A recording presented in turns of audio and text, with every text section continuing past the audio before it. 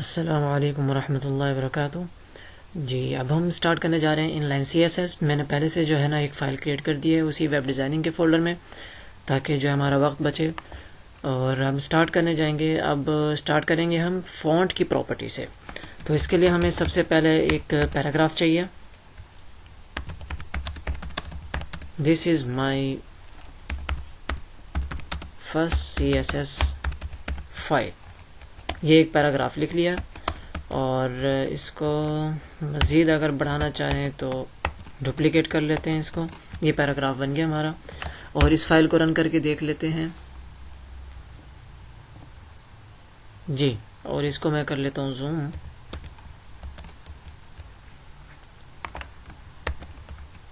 Sorry, Ctrl+S press हो जाता है जी। अब इनलाइन CSS के लिए हमें चाहिए स्टाइल एट्रीब्यूट। मुझे इस पैराग्राफ का कलर चेंज करना है तो स्टाइल एट्रीब्यूट है और प्रॉपर्टी का नाम है कलर कॉलन। अब उसकी वैल्यू, ये कलर की वैल्यू हो जाए तो इसको पेज को करते हैं रिफ्रेश, तो देखें कलर चेंज हो गया। नेक्स्ट प्रॉपर्टी देखते हैं। अगर मुझे नेक्स्ट प्रॉपर्टी लिखनी है तो मुझे एंड में लगाना पड़ेगा वैल्यू के बाद सेमीकोलन, ताकि ये प्रॉपर्टी यहाँ पर टर्मिनेट हो जाए, रुक जाए, यहीं ख़त्म हो जाए। इसके बाद नेक्स्ट प्रॉपर्टी में लिखूँगा फॉन्ट साइज़। अगर मैं पैराग्राफ का साइज़ इंक्रीज़ करना चाहता हूँ, फॉन्ट साइज़ प्रॉपर्टी का नाम है, जो कि पैराग्राफ के साइज़ को इंक्रीज़ करने के लिए, टेक्स्ट साइज़ को इंक्रीज़ करने के लिए है, कॉलन। उसके बाद हम पिक्सल में, परसेंटेज में, इंचज़ में, सेंटीमीटर में भी जो है ना इसकी वैल्यू दे सकते हैं। मिसाल के तौर पर मैं इसकी जो साइज़ है कर देता हूँ 25 पिक्सल। PX लिखना पड़ेगा 7 पिक्सल के लिए, नहीं तो आप परसेंटेज भी दे सकते हैं। इसके अलावा इम्फा साइज़ होता है EM, इसी तरह जो है ना इंच के लिए IN। और इसके अलावा हम ज़्यादातर परसेंटेज या फिर पिक्सल का इस्तेमाल करते हैं। तो ये फ़ॉन्ट साइज़ इंक्रीज़ हो गया। और अगर मैं इसको देता हूँ परसेंटेज 25%, बहुत स्मॉल है। और अगर मैं इसको दे दूँ 120%, तो अब ये नॉर्मल हो गया। तो हम पिक्सल को ही ज़्यादातर लेकर चलते हैं। और अगर मुझे बोल्ड करना है इस पैराग्राफ को, तो मेरे पास कौन सी प्रॉपर्टी है, तो यहाँ लगाएंगे सेमीकोलन और नेक्स्ट प्रॉपर्टी का इस्तेमाल करेंगे। जैसा कि हम HTML में बोल्ड करते थे B कंटेनर एलिमेंट से, B tag start, B tag close, और इसके अंदर कोई ना कोई कंटेनर दो, वो क्या हो जाता था, बोल्ड। तो CSS में कैसे करेंगे हम इसको देख लेते हैं। हमारे पास प्रॉपर्टी है फॉन्ट वेट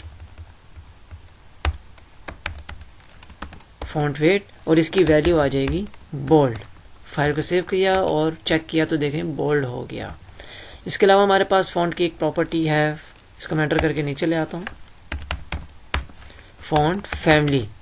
फॉन्ट की फैमिली को चेंज करने के लिए, यानी कम्प्लीटली फॉन्ट का स्टाइल वगैरह हर चीज़ चेंज हो जाएगी।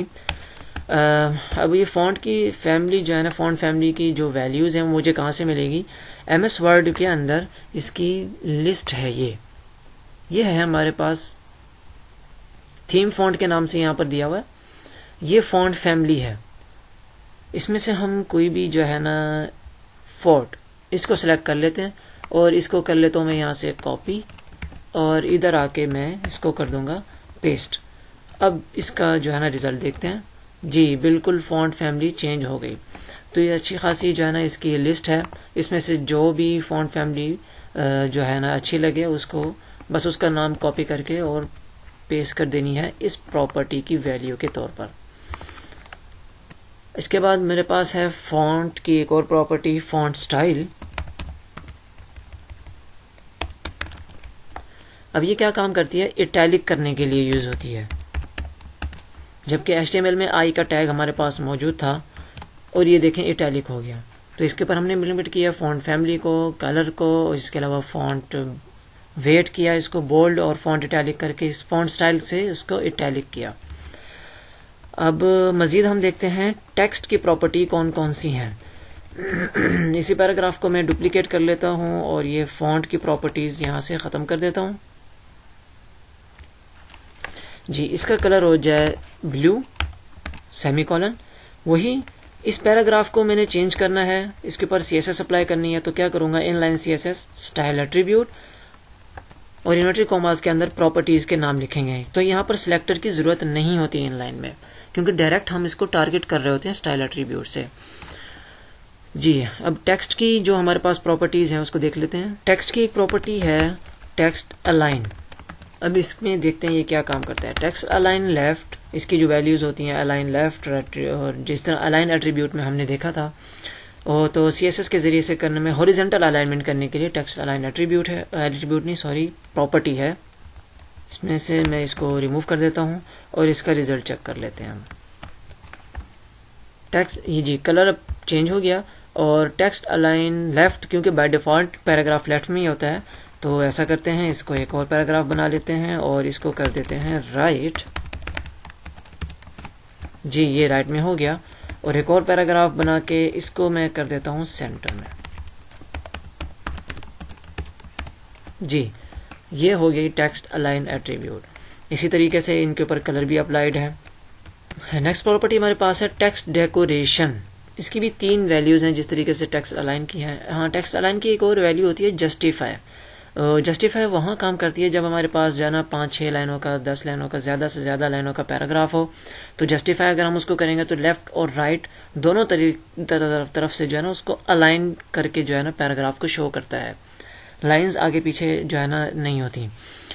जी नेक्स्ट प्रॉपर्टी हमारे पास है टेक्स्ट डेकोरेशन। टेक्स्ट डेकोरेशन, अब इसकी भी 3 वैल्यू हैं। पहली वैल्यू हम लिख लेंगे अंडरलाइन। देखते हैं अंडरलाइन को। अंडरलाइन के लिए हमारे पास HTML में एक एलिमेंट था, कंटेनर, जो कि U था अंडरलाइन करने के लिए, जबकि CSS में प्रॉपर्टी है टेक्स्ट डेकोरेशन।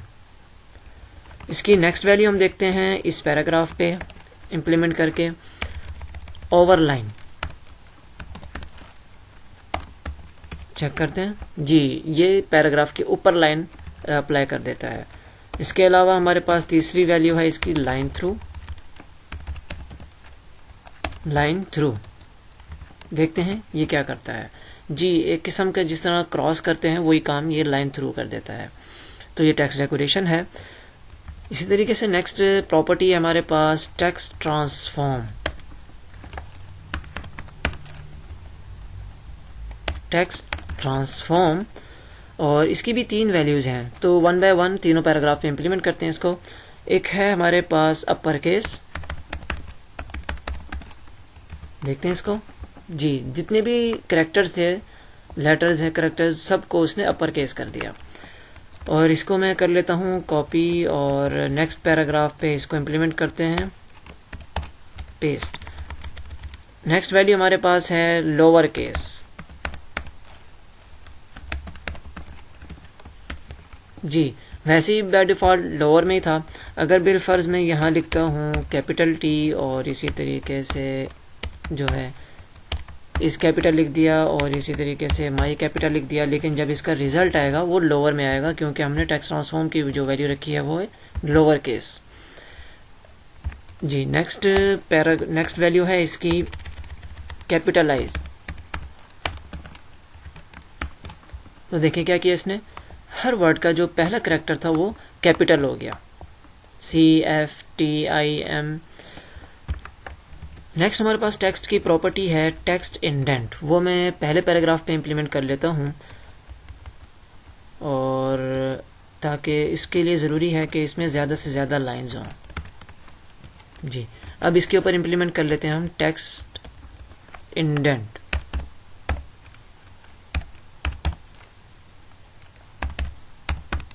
टेक्स्ट इंडेंट, अच्छा जी T रह गया यहाँ पर, colon, semi colon. Text indent में इसको देता हूँ 70 पिक्सल। देखते हैं ये क्या रिजल्ट आता है। जी पैराग्राफ की जो पहली लाइन होती है उसको जो है ना लेफ़्ट साइड से थोड़ा सा गैप देता है, जैसा कि अक्सर बुक्स के अंदर जो है ना समरीज वगैरह में हम देखते हैं। तो जो पैराग्राफ की पहली लाइन है वो इंडेंट उसके ऊपर इम्प्लीमेंट होता है, तो उसके लिए जो है ना टेक्स्ट इंडेंट की प्रॉपर्टी यूज़ होती है। जितने ज़्यादा पिक्सल देंगे उतनी जो है ना यहाँ से गैप ज़्यादा होगा।